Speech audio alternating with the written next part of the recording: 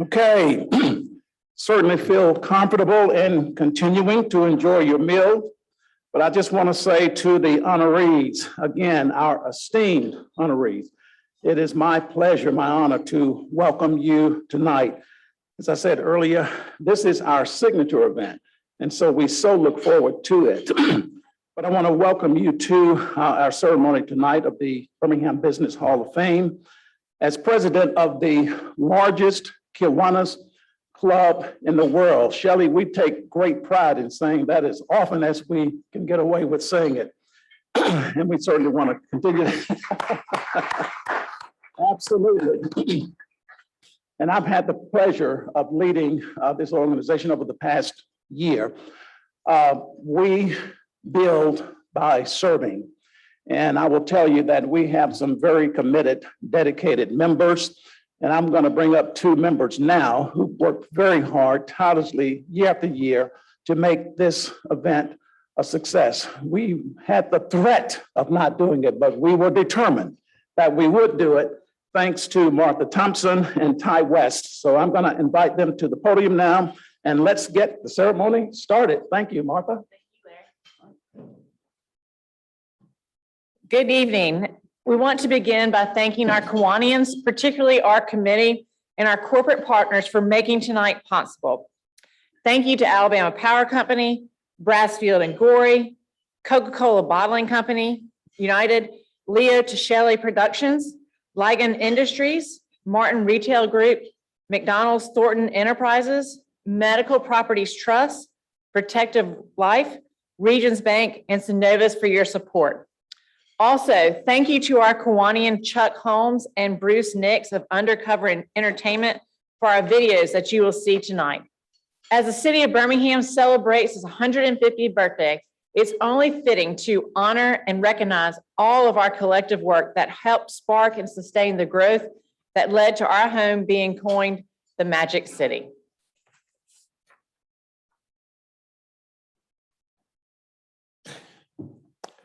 Since 1917, the Kiwanis Club of Birmingham has united business, civic, and community leaders to build a stronger city by serving. Our projects include the creation of Birmingham's park system in the 1920s, the Birmingham Zoo's Trails of Africa and Kiwanis Giraffe Encounter exhibits, and the McWane Science Center's Itty Bitty Magic City. We can't overlook the Big Isle Red Mountain either. Later this year, we anticipate completing fundraising and work on Vulcan's new lighting system. It will finish our Centennial project that includes Kiwanis Centennial Plaza with its new fountain and the 2-mile Kiwanis Vulcan Trail at Vulcan Park. Those are just a few examples of how we've added the magic to our city. More than 20 years ago, the Kiwanis Club founded the Birmingham Business Hall of Fame to honor other leaders, just like yourselves, who have brought your own magic to our city.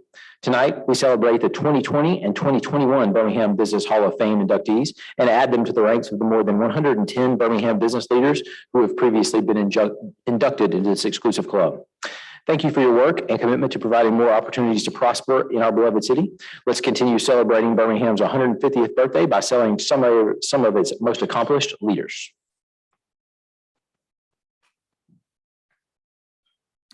Tonight, we will induct our largest class into the Birmingham Business Hall of Fame.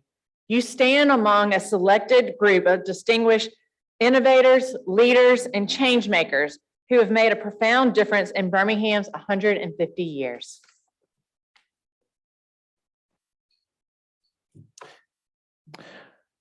Our inductees tonight's names are on buildings, on historic plaques throughout the city. For some of you, your work isn't finished. You're still writing your story as Birmingham continues to write its own. To our past honorees joining us virtually, while we cannot ask you to stand and officially greet you in person this year, thank you so much for joining us. How about a hand for all of our past inductees who are out there?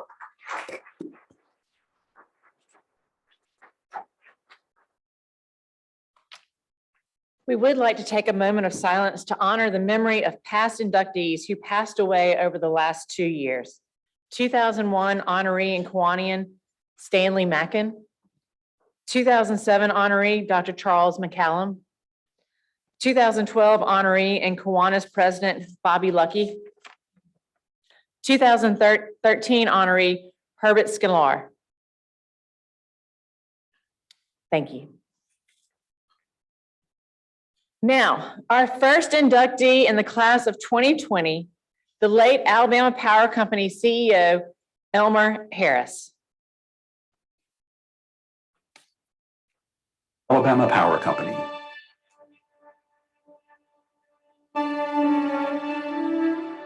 There are few people who have had as large an impact on Alabama's economy as Elmer Harris. A Clanton native, Harris spent 44 years at Alabama Power Company, including 12 as its CEO. His impact at Alabama Power was large indeed, but his legacy stretches far beyond the power company. Harris joined Alabama Power in 1958 as an engineering co-op student at Auburn University. He would spend a decade in Alabama Power's Southern Division in several engineering roles, while also continuing his education and serving in both the U.S. Air Force and the Alabama National Guard. He would eventually work his way up the leadership ranks at Alabama Power and its sister companies before being named CEO of Alabama Power in 1989. Elmer led Alabama Power during an important time for our company and state. He helped create the Economic Development Partnership of Alabama and played an integral role in bringing companies like Mercedes-Benz, Honda, Boeing, and Hyundai to Alabama. Harris was a longtime champion of economic development in the state. He played a critical role in the creation of the Economic Development Partnership of Alabama. Additionally, he was instrumental in creating the Alabama Power Foundation, which invested nearly $60 million in projects during his tenure alone and continues to benefit the state to this day as the largest corporate foundation in the state. His passion for giving back through serving on numerous boards, being active in his church, and establishing the Alabama Power Foundation has left a lasting impact on our communities. Just one additional way his impact will continue to be felt for generations here in Alabama. We continue to benefit from his leadership, which was always guided by a firm commitment to make Alabama a better place.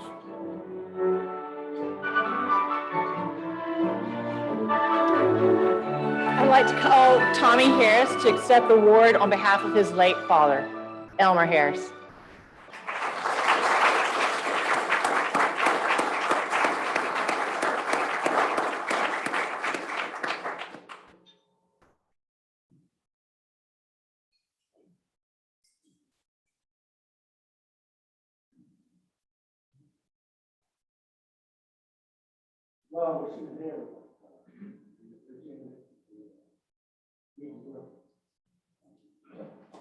Thank you. Our second inductee is the late UAB gastroenterologist and inventor of the first fully flexible endoscope, Dr. Basil Hershowitz. Basil I. Hershowitz, UAB.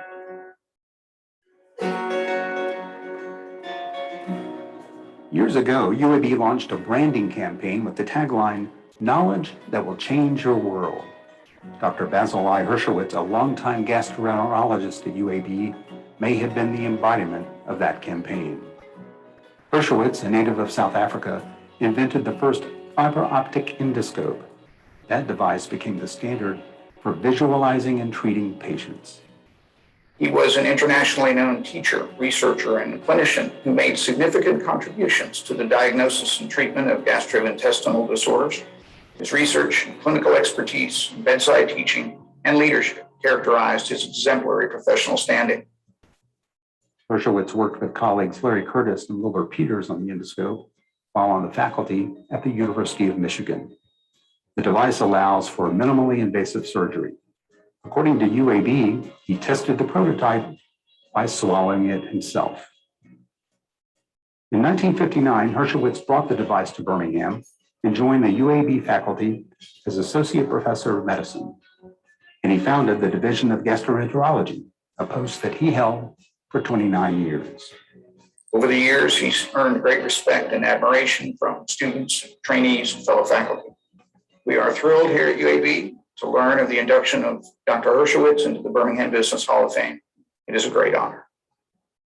As one UAB leader describes it, Hershowitz basically invented the field of gastroenterology as it is today, changing how physicians diagnose and care for their patients. But the endoscope was just one major piece of his impressive career. Colleagues say he was a gifted and caring physician, a diligent research scientist, and a great teacher.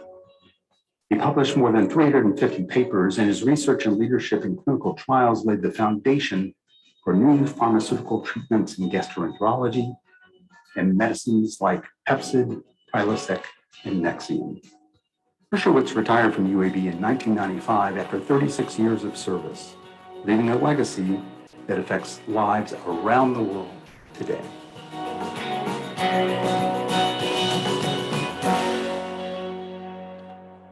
Barbara Hershowitz, who joins us virtually, accepted the award on behalf of her late husband earlier this week.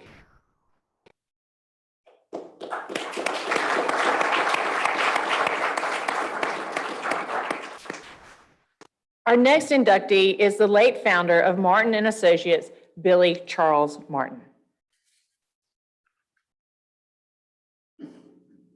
Billy Charles Martin, Martin Advertising. Billy Charles Martin was an advertising maven, an entrepreneur at heart, and a bulwark in the community.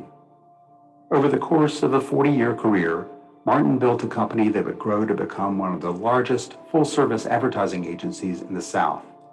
With offices in several states, more than 200 employees, and annual billings in the hundreds of millions.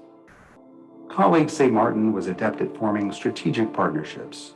He used his combination of business acumen and entrepreneurial genius to collaborate with colleagues and create successful enterprises. He launched Martin and Associates in 1959, and the firm eventually became Martin, White and McWee Advertising. In 1977, he launched Martin Advertising, an agency that specialized in automobile advertising, and in the process transformed an historic Lakeview school into a thriving business. He and my grandmother took a pretty big risk and went out on their own. They started Martin Advertising, and their goal was specializing and focusing on the automotive sector. Fast forward a few decades, I guess, and we've grown to be one of the largest auto marketing and media firms in the U.S. Several offshoots of that agency were formed as independent enterprises, and they've grown and prospered too. Martin Retail Group recently won a national contract for digital media planning and buying and traditional advertising for Buick, GMC, Chevy Regional, and Chevy Local Marketing Associations. That came in addition to their existing work with those brands. he and the agency won several awards and accolades, including Birmingham Ad Club's Man of the Year. But I think he would tell you his main accomplishment was supporting and developing people who became leaders in the agency.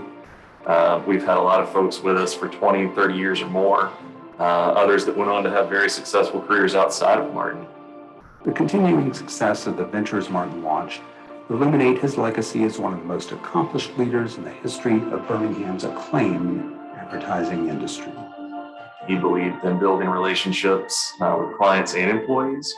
And for me personally, I know that drives our main core value today for our culture at the agency. It's that we're one big family. That's how we treat each other. And that all started with him.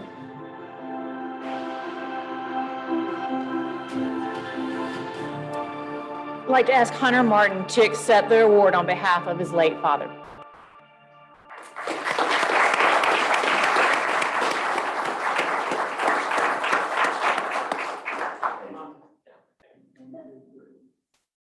Appreciate it. Hey, thank you guys very much. I've probably heard enough from me already on the video, but certainly wish he was here. And thank you to the one that's both recognized. Thank you, Hunter.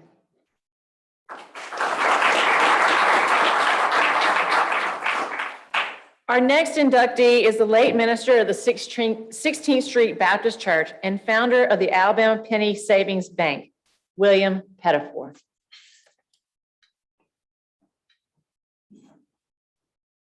William Pettifor, Alabama Penny Savings Bank. Birmingham has no shortage of leaders who paved the way for Black entrepreneurs in the Magic City.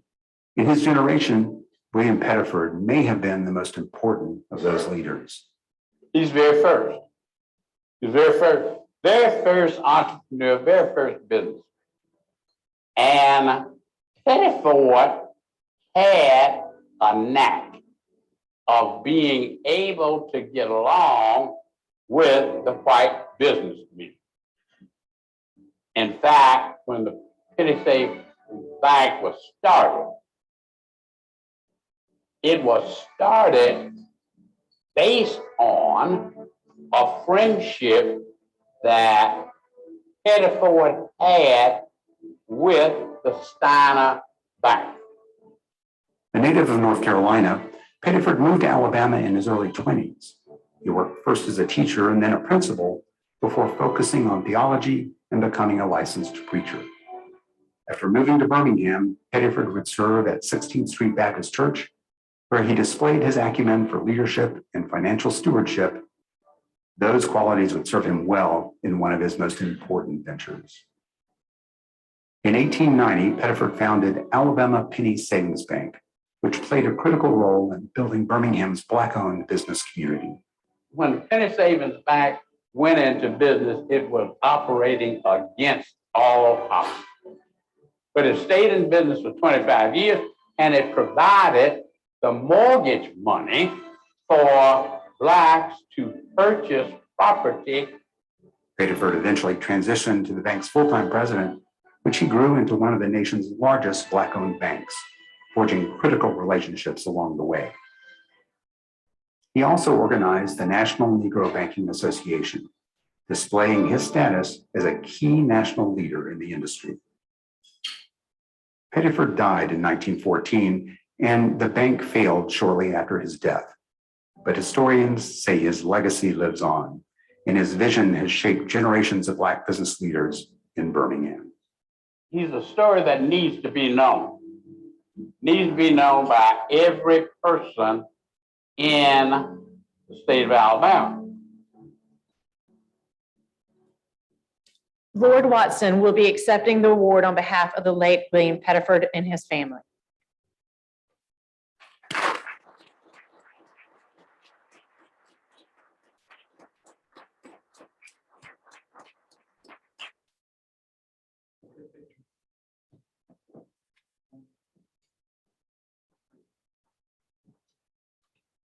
I was a student at BC Divinity School. It was my third year, and I was thinking about what was my ministry going to look like once I graduated. I took a study on African American spirituality, and as we were studying the history of Black preachers in Alabama, I came across the name of William Reuben Pettiford. When I read about how at 16th Street, he would take an offering for the church and then took an offering for the bank. He would go to other churches and take an offering for the bank. And they pool those resources in order to make loans in communities and to build communities. I knew that that was the ministry that I wanted to channel. And from that ministry, 6 years later, I started the King Foundation in honor of the faith. And so our whole focus is to eliminate economic inequality in the Black community. You never know what type of legacy you will have. And so I just thank you all. I don't know if I can speak on behalf of the family, but as someone who was impacted by his ministry through seminary and through study, thank you for acknowledging this preacher and this businessman.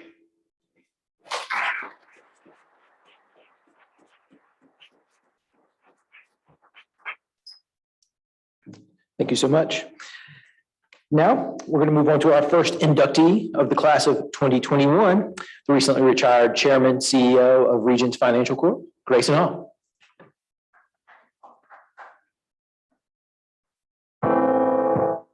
Grayson Hall, Regions Financial Corporation.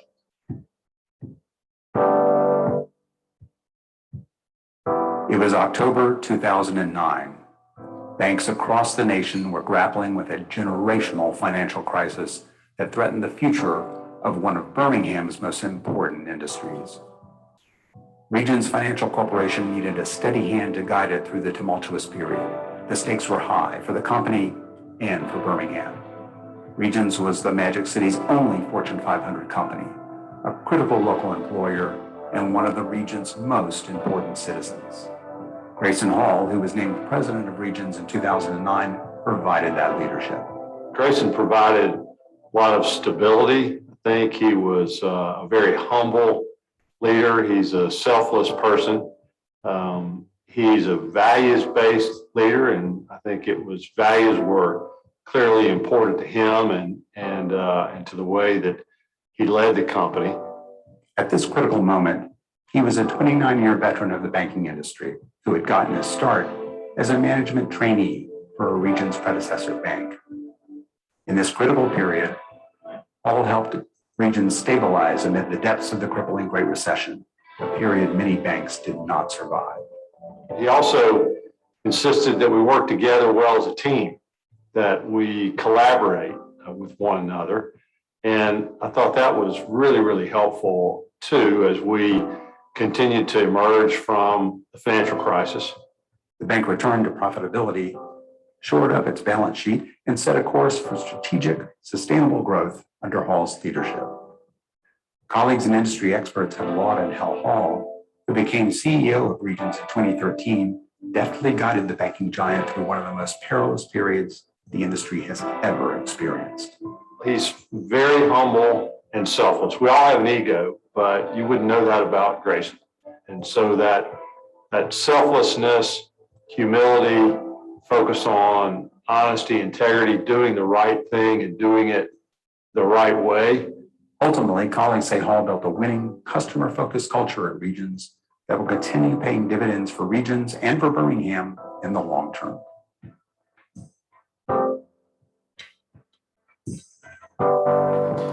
Please welcome Grayson Hall to accept his induction.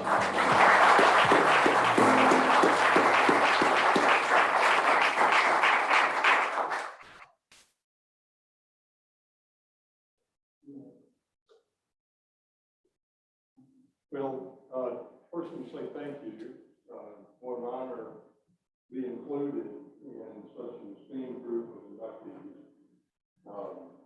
Personally, it's awkward and humbling to be recognized when you realize there's so many people behind your individual successes. And I was fortunate to work 4 decades for Regions. Only had one job in my professional career. I couldn't find another. And it was such a pleasure, really because of the people. I got the opportunity to work with some really great people. And I really believe that faith, family, and friends are the most important 3 things in your life. And believe me, went through the crisis, that faith was really important. Those were some challenging times. but I did it with a great group of friends that did a great job, and they deserve credit for all that we did as a group, but also for my family. My family's here with me tonight, and without family supporting you, you don't have the passion and commitment in life you need. So my thanks to them and all they do. But thank you once. Very much appreciate it.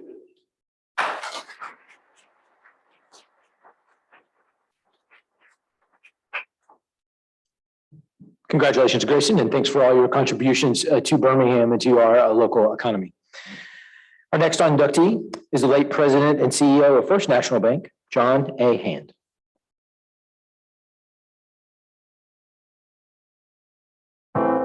John A. Hand, First National Bank of Birmingham. Birmingham was founded as a steel town, but it evolved into a major banking town. John A. Hand was one of the most pivotal leaders in that evolution, and was a fixture in Birmingham's banking and financial world for more than 4 decades, serving as the longtime leader of First National Bank of Birmingham, a predecessor organization of Regions Financial Corporation.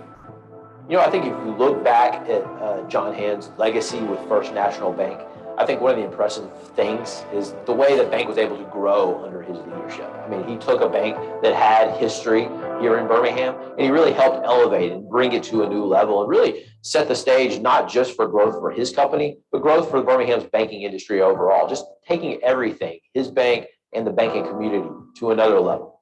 Hand began his career as a clerk at the Fourth National Bank in his native Georgia before taking a role with the Federal Reserve System.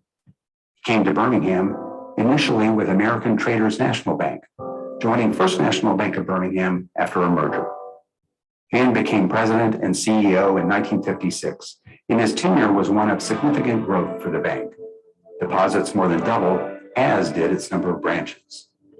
In addition to his role with the bank, Hand served as an influential leader in Birmingham's business community, serving on the boards of Alagasco, Alabama Power, Protective Life, and many others. Outside of his impact on the banking community, outside of the impact on what would eventually become Regions, is what he did for the community itself. He was a kind of a power board member, if you will, on corporate boards. He appeared on so many different influential and important corporate boards here in Birmingham, but also not just on the corporate board side, on the community organization side, in the philanthropic and nonprofit world. He was somebody the community could depend on to provide leadership and guidance for some of our most important nonprofit organizations. I don't think that aspect of his legacy should be forgotten. Even more than his business accomplishments and the role he played in building one of the most important companies in Birmingham, experts say Hand's legacy will live on in the example he set for employees and executives to be involved in the community. You know, there's really no other way to say it, but John Hand was simply a titan of Birmingham's banking industry, which over the course of our history has proved to be one of the more important industries in Birmingham. And he is one of the leaders that really belongs on that Mount Rushmore of Birmingham banking at the end of the day.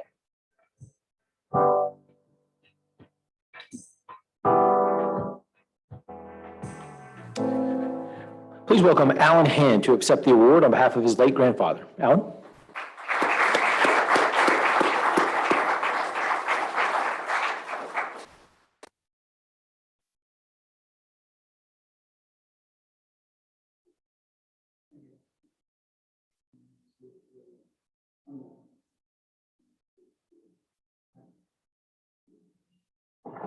Well, I'm gonna go with what Ty said. You did an excellent job. I did have some prepared. Hope you have about 10 minutes. See here. I'm Alan Hand, grandson of John. I want to start by congratulating all the recipients of 2021 Birmingham Hall of Fame awards. And on behalf of the Sunrooms and Stereos and Hands, I want to thank the Kiwanis Club for all the fun, and also for all the people that put in all the hard work to make this happen. It is really an unprecedented time in history. John Hand was a great banker, but he was also a great leader of his family. He was a loving husband, father, grandfather. The secret of John Gann's success was surrounding himself with investment in business. They achieved their daily goals to provide great service to the clients as well as their shareholders. Granddad was quiet, which was really intimidating to a lot of people, especially the employees. However, the ones that got close to him, he had a big heart and wanted to help anybody that needed. Even though John was not here tonight to receive this award, we all know that he is here in the spirit, and we appreciate this award. We know he does as well. Thank you, and God bless you.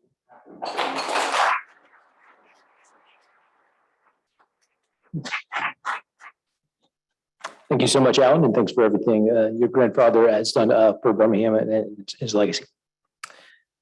Our next inductee is one of the longest running radio talents in the nation and the president and CEO of O2 Ideas, Dr. Shelley Stewart.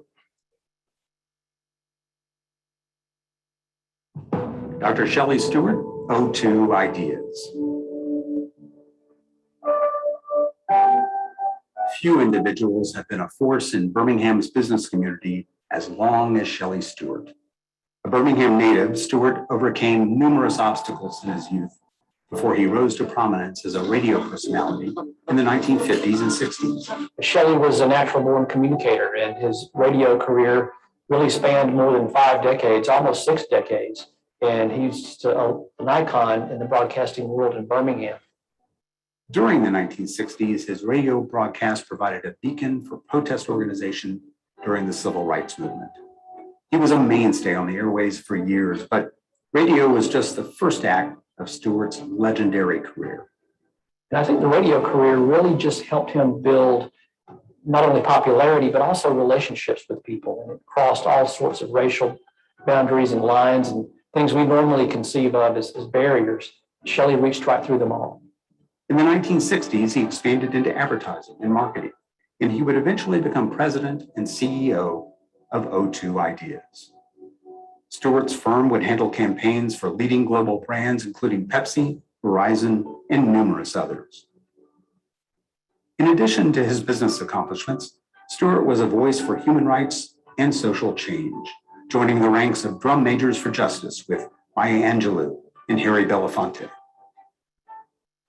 Stewart has received numerous awards over the course of his career for both business and community endeavors, including being named a living legend by the music industry and Warner Brothers, and receiving the 1999 Footsteps to Freedom Award from the 16th Street Foundation.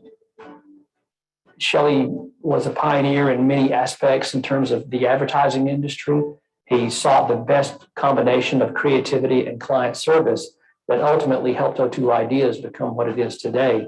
And that legend's going to live on through him. But Shelley's paramount contribution to the business community is that he made it happen at a time when people said it couldn't happen. And they said a Black man could not do what Shelley did. He did it. Colleagues say living legend is truly an apt descriptor for this homegrown success story. Shelley Stewart has been shaping Birmingham and the world for 7 decades, and he's now taking a well-deserved spot in the Birmingham Business Hall of Fame.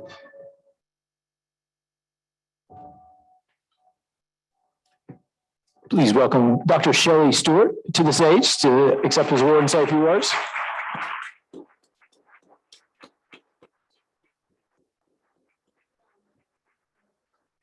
Sounds good. All right,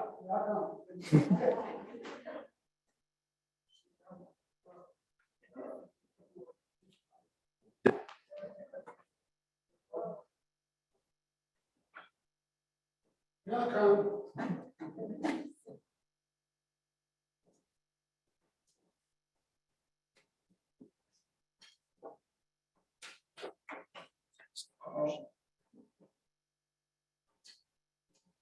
Sorry it took me a little long. No problem. But see, I can't do like these young people.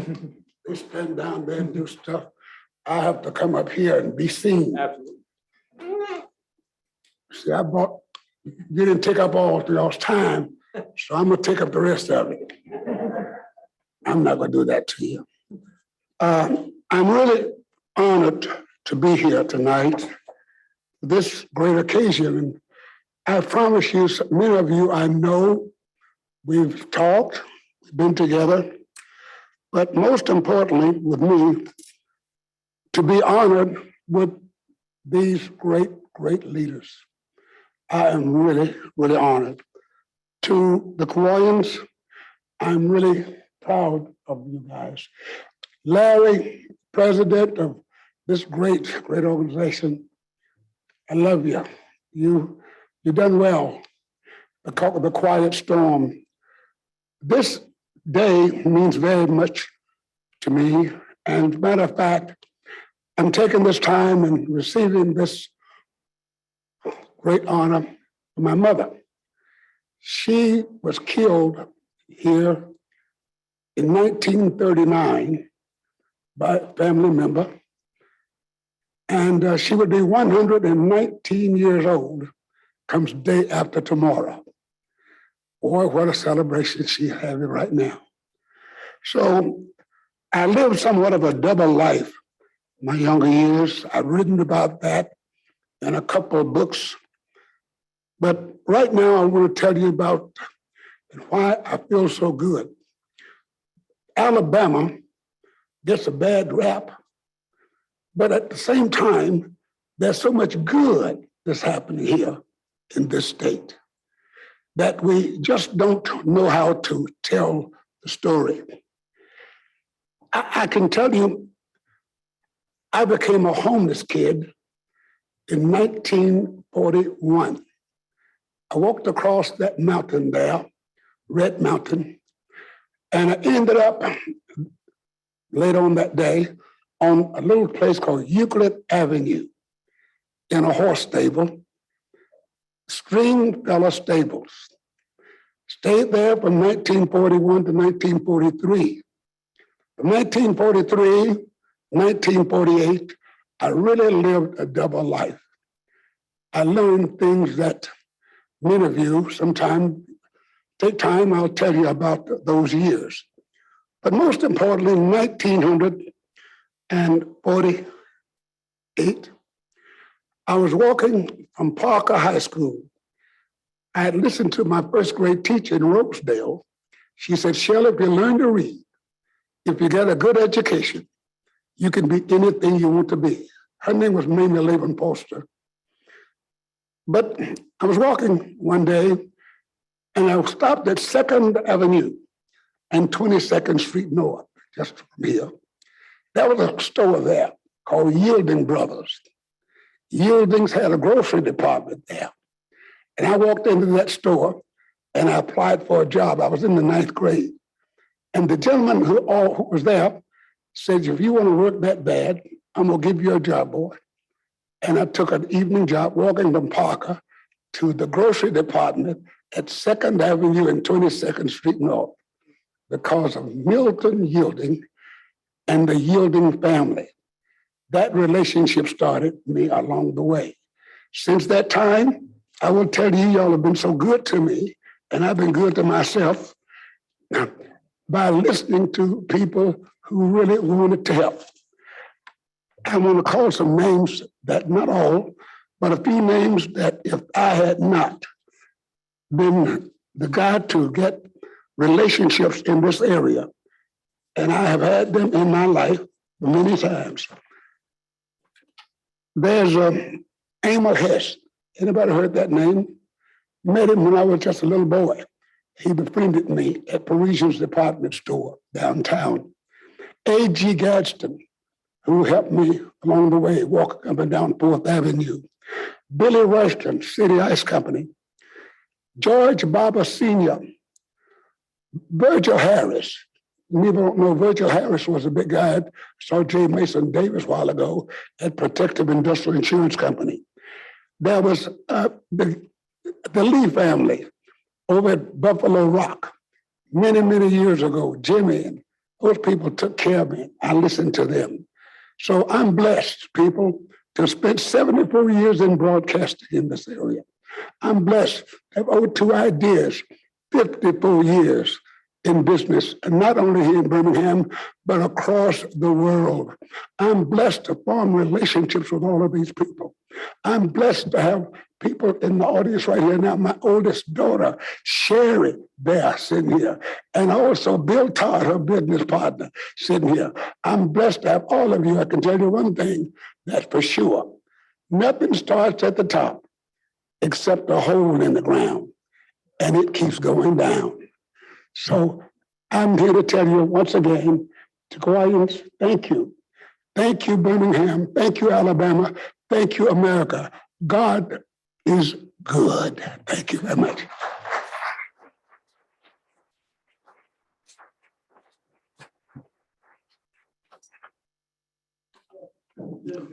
I did what?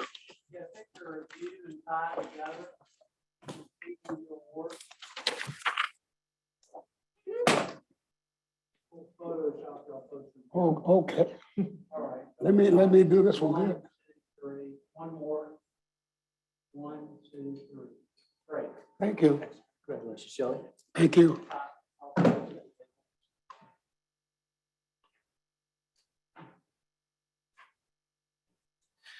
Thank you so much, Shelley, for your powerful remarks and for your contributions to Birmingham and really human rights. Thank you so much, Dr. Stewart.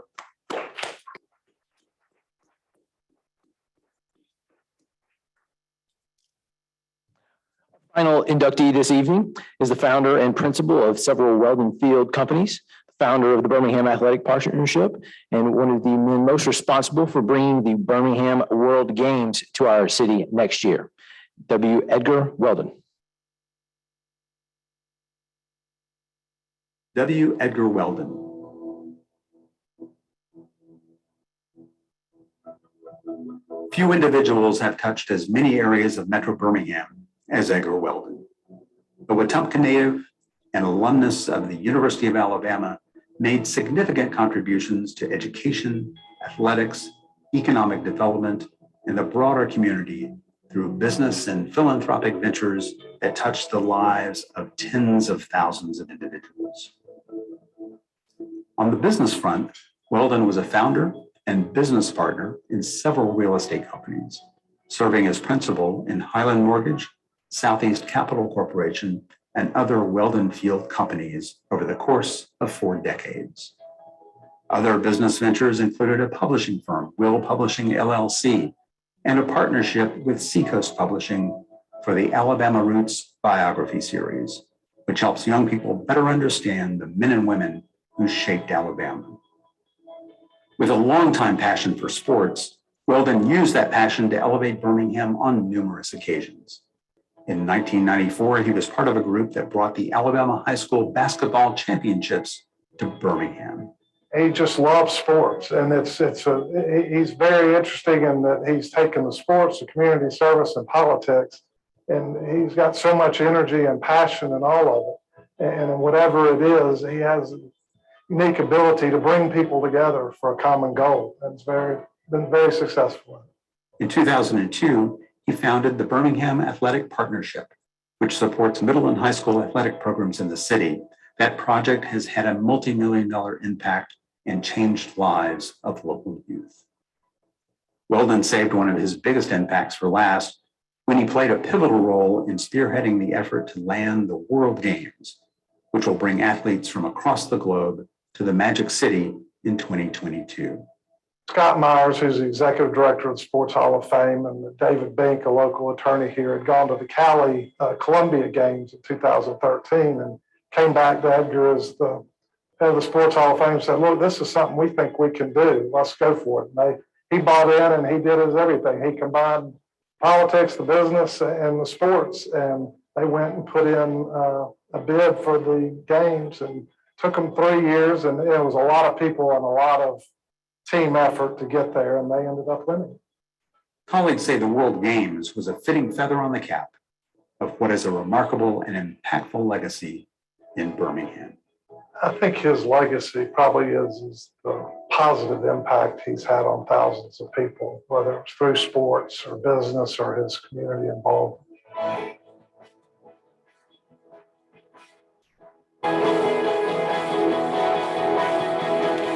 Please Please welcome Edgar Weldon to accept his award.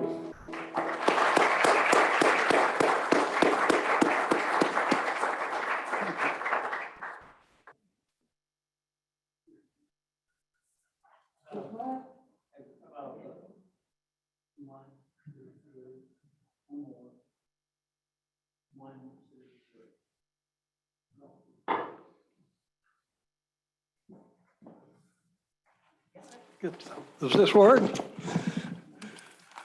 It's an honor to be here tonight with all these inductees and to recognize everyone. And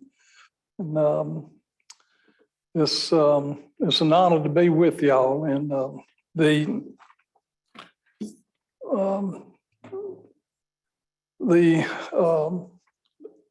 the Hall of Fame, Birmingham, Alabama Sports Hall of Fame, and for the other projects we have in sports that have contributed to the World Games and other things that will be coming to Birmingham. But the Birmingham Athletic Partnership, which is a group of high school seniors in the city of Birmingham public high schools, in which we support the sports programs in the city of Birmingham. Several years ago, the Board of Education in the city of Birmingham was going to cut out football and sports in all the schools, in the public schools of Birmingham. And this Birmingham Athletic Partnership that we started ended up saving that and prevented the sports programs being closed down. And several of the people here tonight, Regions Bank and others, were responsible for contributing and raising the money and helping support us to save the sports. And otherwise, the sports in the city of Birmingham, just 7, 8, 10 years ago, would have been over and done. You would not be having sports in the Birmingham for a while. And thanks to Grayson and the banks and some of the other corporations, the power company, and others who were supportive to save the sports in the city. But I want to thank the night for the Kiwanis Club for all that you do, and they have been so supportive of the young people. The Key Club, the state Key Club, National Key Club organization, was started and overseen by the Kiwanis Club. I was fortunate enough growing up in Wetumpka to be able to start a Key Club there, and it was because of the support we had, and it was a wonderful time. We got to go on trips and went to, unfortunately, I don't know if I can tell this story, but one of the first trips, my daughter's saying I can't tell this story, but we went to a Key Club convention in El Paso. And I don't know if you've been there, but across the border there's Juarez, Mexico. I don't know if you've ever been there or not. None of you seem to be grinning like you have been, but for 19 and 20-year-old, it was a very special place. And so that was my first experience with a lot of things as I went over into Juarez, Mexico. And but the Key Club did well, and we were glad to make it back. We almost got arrested and didn't come back, but anyway, and later in the Key Club, after that was in college at the University of Alabama. I was fortunate to our organization in college that the Kiwanis Club sponsored. And so I've been a benefactor of the Kiwanis Club for all they've done for young people. And I just, maybe, I don't know if you stop and think about how many young people's lives have been touched, not only in this city and in county and state, but around the country is because of the Kiwanis Club and what they've done for young people through the Key Club and through the college organization that they sponsor. And so I was fortunate enough to have a great Kiwanis Club in Wetumpka, where I grew up, and they were very good to we young people, and we had a good time, and it was wonderful. But anyway, the point being is that I just want to take this opportunity to thank the Kiwanis Club. You will never know the impact that you've had on so many young people through the college Circle K program and through the high school Key Club program. And it was great to be a part of it. And any of you Kiwanis Club members or the organization, I want on behalf of thousands of kids in Alabama and across this country, thank the Kiwanis Club for what you've done for those organizations. Thank you very much.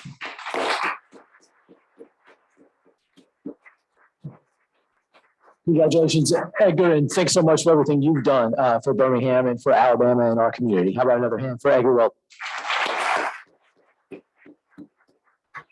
and how about a hand for our 2020 and 2021 classes? The purpose of the Kiwanis Club Business Hall of Fame is to honor people who have changed Birmingham for the better. I think we can all agree that these classes and everybody who we've inducted tonight has done just that. So congratulations to all our inductees.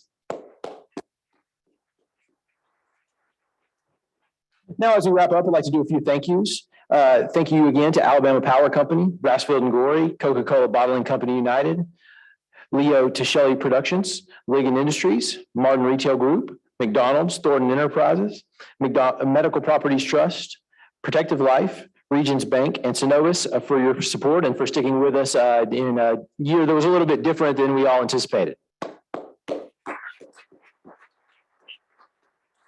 I'd also like to thank Martha Thompson, my co-chair of the Business Hall of Fame Committee, and the entire Business Hall of Fame Committee. If there's Hall of Fame Committee members in the room tonight, could you please stand up and just let us show appreciation for everything you've done to help?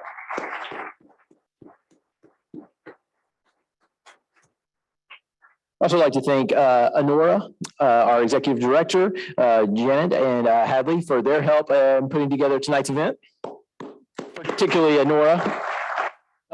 Just navigating all the different last minute challenges we had.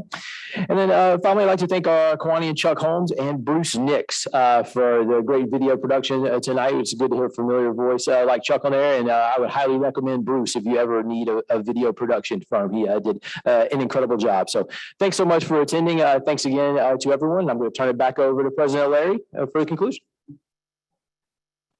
All right, thank you. That's just awesome. Martha, Ty, we appreciate the work that you all put into that. So it's incredible to see these honorees.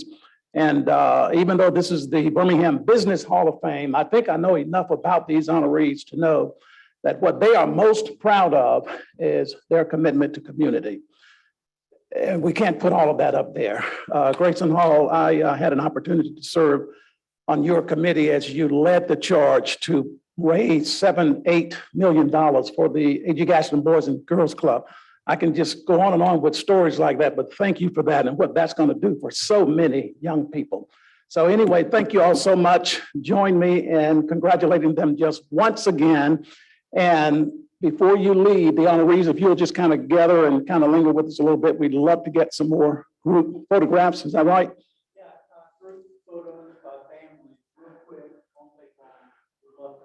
Great. Absolutely. Well, listen, thanks everybody for coming. And that concludes our program. Thank you.